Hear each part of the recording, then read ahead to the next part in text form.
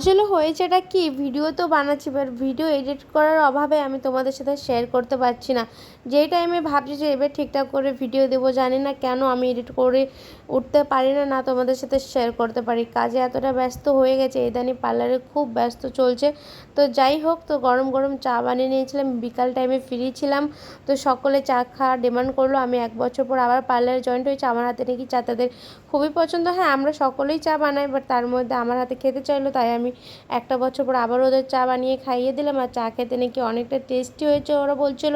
তো দেখো, আমিও নিয়ে বসে গেছি চা। আর আমি এত ফাস্ট চা খাই না, কি আর বলবো তোমাদের, মানে আমার চা খাওয়াটা শেষ হয়ে যায়, বাট ওদেরটা অর্ধেকেরও অর্ধেকটাও শেষ হয় না।